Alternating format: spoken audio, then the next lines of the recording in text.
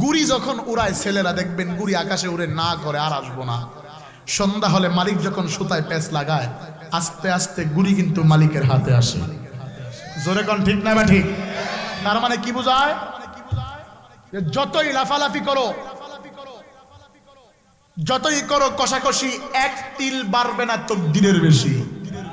কথা বলেন না কেন? ঠিক না বা ঠিক? যতই দুনিয়ার দৌড়ঝাঁপ দাও, আলেম ওলামা দেখলে যতই ব্যঙ্গচিত্র করো, কোরআন মাদ্রাসা নিয়ে ঠাট্টা বিদ্রুপ করো, রাসূলের সুন্নাহ নিয়ে কটূক্তি করো, কোরআন নিয়ে ব্যঙ্গচিত্র করো, আল্লাহকে নিয়েও যদি কেউ কটূক্তি করে থাকো, শুনে রাখো, ওলামায়ে কেরাম যদি মাথার পাগড়ি কোমরে বেঁধে তাকবীরের ধ্বনি দেয়, জমিন থেকে যেমন 1993 সালে সেই তসলিমা নাসরিন পালিয়েছে, ইন্ডিয়ার জমিনে রয়েছে। 2007 সালে দৈনিক প্রথম আলোর রম্য প্রকাশনা আলবিন নিষিদ্ধ হয়েছে। 2013 সালে আবার 2015 সালে বাইতুল আযীম নামে মসজিদ শাহাদাত পূরণ করে রক্ষা উলামায়ে কেরাম করেছে। যদি আবার উলামায়ে কেরাম মাথার পাগড়ি কোমরে বাঁধে, জমিন থেকে নাস্তিক মুরতাদ তারাইতে রাস্তা খুঁজে পাবো না, রাস্তা খুঁজে পাবো না, রাস্তা খুঁজে পাবো না। বাপ সে উলামায়ে কেরাম কি বেটা, তোর মার জানাজা পড়াইছি, চাইরানা পয়সা নেই নেই। কথা বলেন না কেন? তোর মার কবর খুঁড়ছি, চাইরানা পয়সা দেশ নাই। তোর বাচ্চা হয়েছে, আজান দিয়েছি, চাইরানা দাও নাই। আবার আলেম নিয়ে কটূক্তি করো।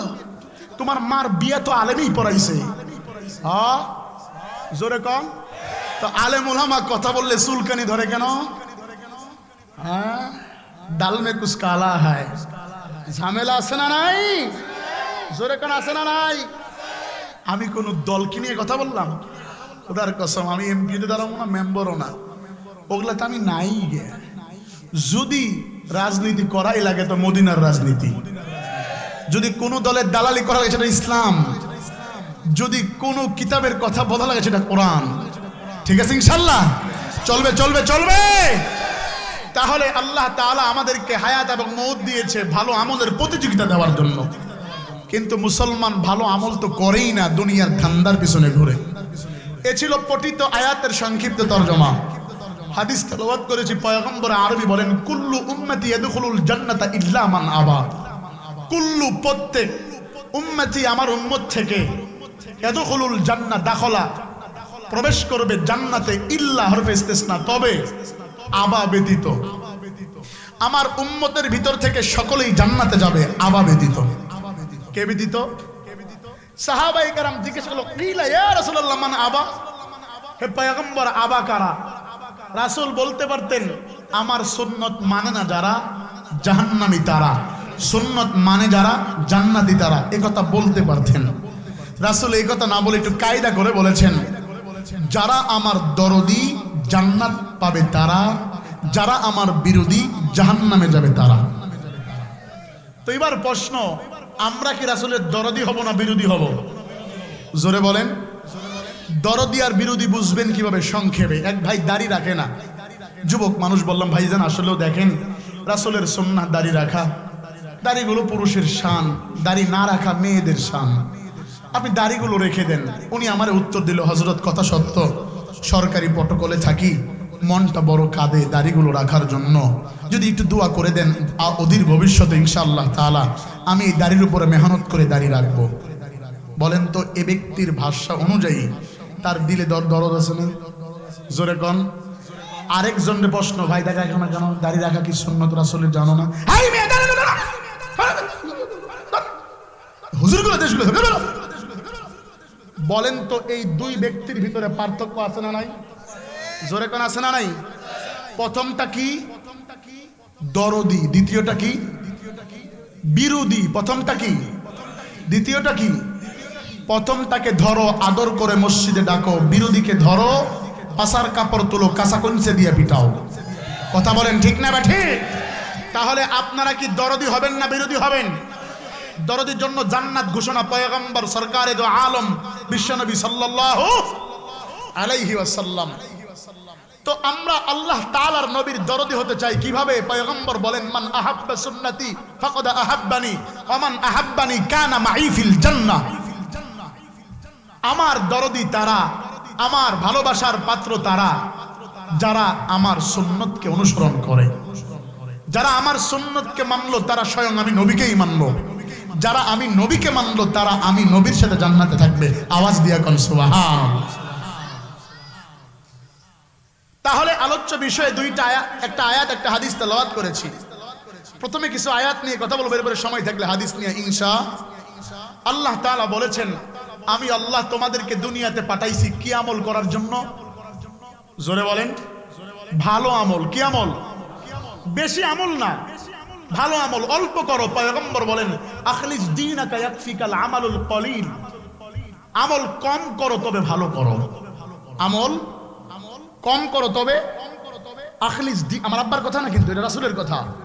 আখলিস দীনাকা ইয়াকফিকাল, ছোট বাচ্চারাও জানে। বাবা কদির কয় নম্বর হাদিস? এই 1 নম্বর হাদিস।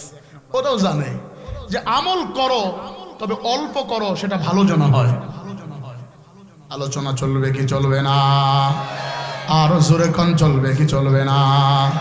একটা তাকবীর লাগান, নারায়ে তাকবীর। আওয়াজ হয় নাই, আরো জোরে তাকবীর লাগান, নারায়ে তাকবীর। পাটগ্রামের মুসলমানেরা, দুনিয়ার কোনো দিকে খেয়াল করবা না। ও জগৎবের বাপ ভাইয়েরা, মহিলা প্যান্ডেলের আম্মা জানেরা রে, আল্লাহ তাআলা পবিত্র কালামের ভিতরে আয়াত নাজিল করে জানায়া দেয়, আল্লাযী খালাকাল মাউতা ওয়াল হায়াতা লিয়াবলুয়াকুম আইয়ুকুম আহসানু আমালা ওয়া হুয়াল আজিজুল গফুর। আরো জোরে আওয়াজ দিয়া বলতে হবে আল্লাহু আকবার। আওয়াজ হয় নাই, আরো জোরে তাকবীর দিয়া বলেন না আল্লাহু আকবার। আল্লাহ তাআলা জানায়া দেয়, ভালো আমল করো। আমলের প্রতিযোগিতায় আমি মালিক দেখতে চাই। কারা ভালো আমলের প্রতিযোগিতায় আছো? কার আমল কত সুন্দর, কারা ভালো আমল নিয়ে কবরে আসতে পেরেছ? আমি আল্লাহ তাআলা তোমার চেহারার দিকে তাকায়া থাকবো, দেখবো কারা মুমিন দাবি করো ভালো আমল নিয়া, কারা নিজেকে মুমিন হিসাবে প্রকাশ করো ভালো আমল নিয়া। আল্লাহ পাক রব্বুল আলামিনের কাছে সরকারে তো আলম নবী আমার প্রশ্ন করে, মালিক আল্লাহু আকবার, ও মাওলা, জানতে বড় ইচ্ছে হয় ভালো আমল করনেওয়ালা ব্যক্তিকে চিনব কিভাবে? কারা পরিপূর্ণ ভালো আমলদার তাদেরকে একটু দুনিয়ার ভিতরে চিহ্নিত করা দরকার। তাদেরকে আমার সাহাবায়ে কেরামের ভিতরে চিহ্নিত করা দরকার। কাদের আমলটা সুন্দর, কারা ভালো আমলের প্রতিযোগিতায় উদ্দিন হবে, কাদেরকে দেখলে বোঝা যাবে। আল্লাহ পাক রব্বুল আলামিন পয়গম্বরের উত্তর দিয়া বলে, নবী আমার, পৃথিবীর উম্মতদেরকে আপনি জানায়া দেন, আমার বান্দা বান্দীদেরকে জানায়া দেন, যে সমস্ত মুমিনের ভিতরে 5টা গুণ থাকবে, 5টা আলামত থাকবে, আমি আল্লাহ তাআলা তাদেরকে সবচাইতে ভালো আমলের প্রতিযোগিতায় উদ্দিন করায়া সিগনেচার দিয়া জান্নাত দিয়া দিব। তাহলে বলেন, ভালো আমলের গুণ কয়টা? মুমিনের বৈশিষ্ট্য কয়টা? 1 নাম্বার কি? জিকরুল্লাহ। কার জিকির? 2 নাম্বার তেলাওয়াতে কোরআন। 3 নাম্বার হলো ভরসা। 3 নাম্বার কি? তাওয়াক্কুল, বিশ্বাস রাখা। যে আমি যদি চাকরি, আমার ছেলে যদি চাকরি না করে কে খাওয়াবে? বলেন তো, চাকরির মালিক কে?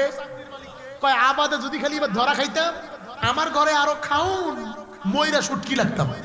বলে কি বলে না? মোটামুটি ব্যবসা যদি কামাই না হইতো তো সব শেষ ছিল। আচ্ছা বলেন তো, ব্যবসাকে কি আল্লাহ বানানো যাবে? ব্যবসায় রিজিক দেয় নাকি ব্যবসার মাধ্যমে আল্লাহ দেয়? এই বিশ্বাস, এই ভরসা রাখতে হবে কার প্রতি?